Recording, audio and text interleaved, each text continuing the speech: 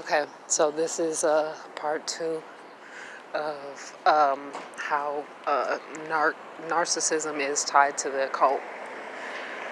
So, how I believe is I don't know all of the background as to how, or excuse me, I don't know the full history of the occult. And I don't think I have a full grasp on narcissism because I'm not a psychiatrist or psychologist. I'm not a mental health professional, so I wouldn't recommend quoting me unless you feel it's necessary. But anyway, so why do I believe that narcissism is tied to the occult? Well, what I was saying earlier, with the Wicked Witch and how she was like in that movie, The Wizard of Oz, how she used witchcraft and she was spying on Dorothy through witchcraft. Like, she didn't have a crystal ball or anything. She just kind of like waved her hands in the air, and next thing you know, she sees Dorothy and her friends. So, if I'm going to be entirely honest, I think that's exactly what narcissists do. I know it sounds crazy because I don't have any proof. I don't have any proof of witchcraft. I don't know if it's, 100% know if it's real. I think so. I believe so. So that's why I mentioned what I mentioned. Because just think about it. Even if somebody taps your phone, like I was saying earlier, how would somebody be able to watch your every move? It's not possible doing it the human normal way. It's not possible. It's not. Like, think about how the narcissists and their flying monkeys always know where you're going before you know. How is it that somebody knows where you're going before you know where you're going? And it's not a routine. It's like, I understand the whole routines.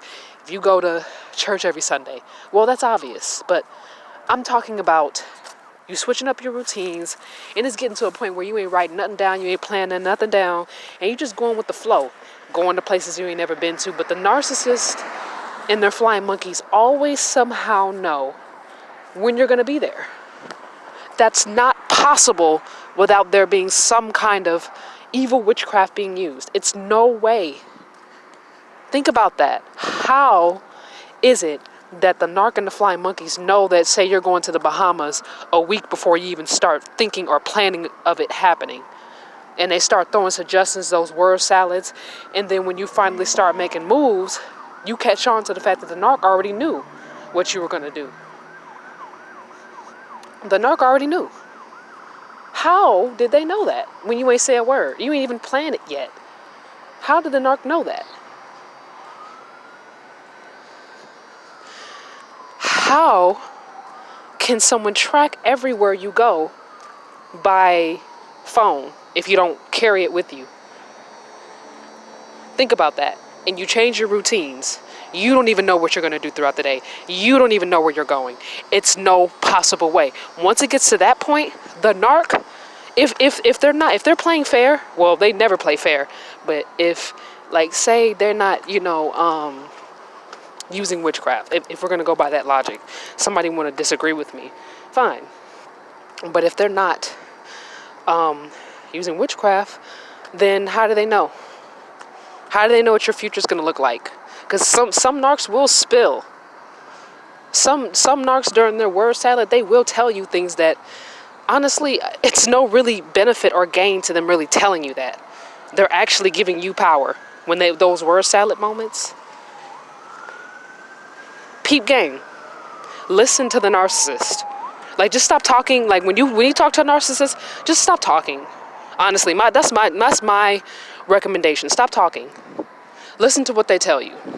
Because some of what the narcissists have told me was that, within African culture, voodoo is often practiced through animal ritualistic sacrifice. Well, I didn't ask the narcissist anything about voodoo. So why are they talking about it? Why are you mentioning voodoo when I never asked you anything about voodoo? Why are you talking about how African culture is connected to voodoo and you know I'm black and you're not? What does that have to do with what does that have to do with you and your culture? You see what I mean? So as much as, say, you start talking and a narc can make you look crazy, just think about it. Think about the word salad moments that they had when they told you and they confessed. Because I know my narc did. When they were talking about all this word salad, I had no idea what they were talking about. Seriously, I had no idea what the heck they were talking about when they were mentioning that. Voodoo, all that. I didn't know what the narc was talking about. Have y'all ever seen the movie Scooby-Doo? The Scooby-Doo movie, the actual movie. The first one. Where, do you ever notice in the movie how, I wish I knew people's names, but I don't. But the guy from I think the show or the movie is called The Monk. But the let's just say the protagonist. The protagonist of the movie was some guy. He had curly hair. He had a mole on his face, and he was being super duper duper nice to Scooby-Doo. Because Scooby-Doo had a pure soul. Scooby-Doo wasn't jaded. Scooby-Doo was a sweetheart and super hilarious. And the protagonist of the movie was being super duper nice to Scooby-Doo, buttering him up, worshiping him, putting him on a pedestal, love bombing him. That's what the protagonist of the movie Scooby-Doo was doing. But I also noticed that the protagonist of the movie Scooby-Doo also was smear campaigning Shaggy and trying to tear up Shaggy and Scooby-Doo's friendship. Now, if somebody ain't a narcissist, they would have never, ever, ever dared to come between Scooby-Doo and Shaggy. Because Scooby-Doo and Shaggy are the duo. Scooby-Doo and Shaggy is what makes Scooby-Doo. Nobody, I mean, I'm not going to sit here and be disrespectful and say nobody cares. Because I was about to say nobody cares about the rest. No, I'm not going to be disrespectful. But what I am going to say is that Velma, Daphne, and Fred, they are the ones that are the normal kind of boring bunch, the average teens from, when you watch a movie, you watch a TV show, you get your average teens, with the drama. He likes her, she likes him, yada, yada, yada. One's a nerd, one's prissy, one's the alpha male, yada, yada, yada. But Scooby and Shag brought the humor and the life to the party, to the show. Everybody laughing, joking, and talking about Shaggy and Scooby-Doo. But you never notice how most people don't really talk much about Daphne, Velma, and Fred. Not really. So anyway, it's no secret that Shaggy and Scooby are best friends, and you don't come between Shaggy and Scooby, or unless you're an evil person. Anyway, so let me get to the point. The protagonist smear campaign and what I believe made Shaggy the black sheep. I believe Shaggy was the black sheep. Nothing he said or did was right.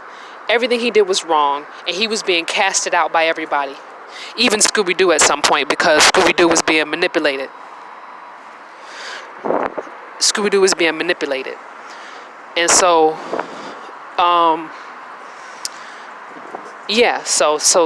Shaggy was the black sheep, in my opinion. I definitely believe Shaggy was the black sheep.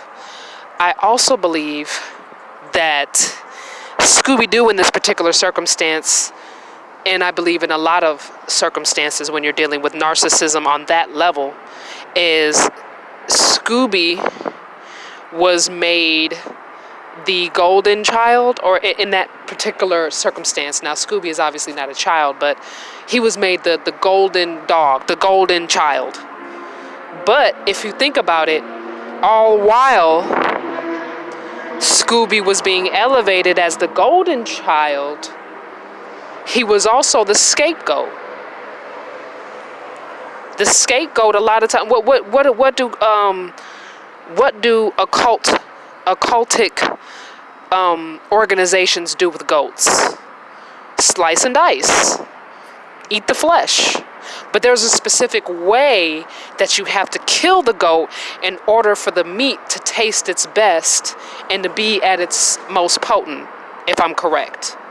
There's a specific way that you have to kill the goat in order for the meat and the blood to be at its most potent. So the protagonist of the movie had to treat Scooby-Doo in a certain way, butter him up, make him feel comfortable, make him feel at home, treat him nice, and get rid of Shaggy.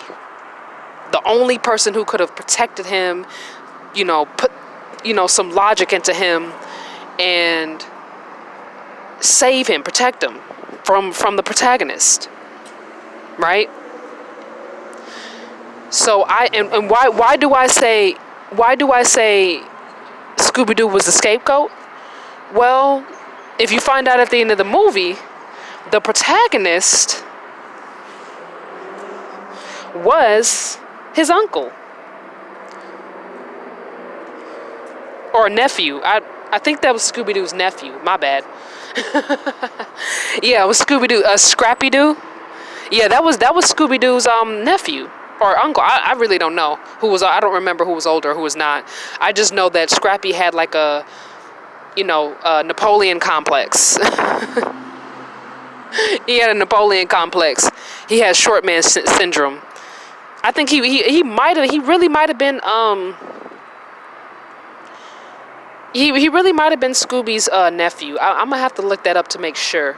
Well, y'all comment in the comment sections below and let me know if Scrappy was Scooby-Doo's uncle or nephew. I don't really remember, but I used to watch it all the time. But anyway, yeah. So come to find out at the end of the movie, Scrappy was the actual protagonist inside of a human shell.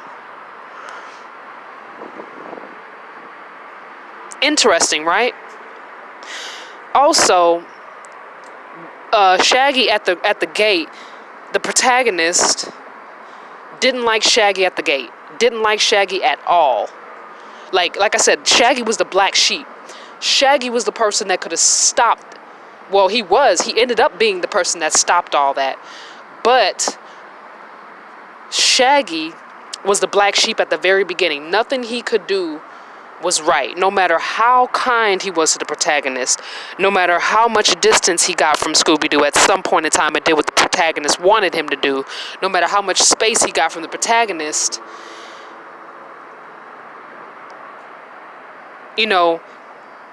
nothing he could do was right. He was blacklisted. Nothing he could do was right.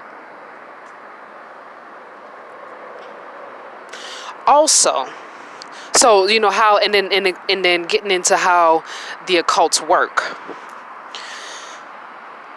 How the occults work is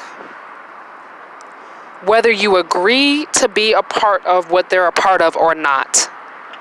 If they get a hold of your body and possess it, whenever there is time to chant, your soul will no longer be in control of what you do or say. Meaning that, say if it's time to chant for a ritual, right? Well, you're going to know the chant by heart because the demon that's possessing you, or whatever spirits that have control over your mind and spirit and soul, are going to be speaking for you, and you won't have any control over what you say or do. So in the movie, everybody at some point soul got snatched out of their body, reserved for Scrappy, and their human vessels were being controlled by Scrappy's influence. And when it came time for the sacrifice, for Scooby-Doo's sacrifice, Everybody was in on it. Everybody. But no, 9 times out of 10, like, they wasn't really, you know what I'm saying? They didn't, like, if their soul wasn't in their body, they would have never agreed to do that in the first place. Their souls had to be snatched out of their body and repossessed by a demonic monster in order for Scooby's sacrifice to work, because everybody loves Scooby. Everybody loves Shaggy. You know what I mean? So it's just one of those things where, you know, everybody had to be possessed in order for it to work. Because, you know, no one's just going to kill someone. Normal people don't just kill someone for no reason. There has to be some type of demonic influence, if I'm correct. Unless they're a narcissist. So everybody in the movie, how the protagonist was able to tell who was on, you know, the villain's side or not, was when it came down to ritual time and it came down to certain plans,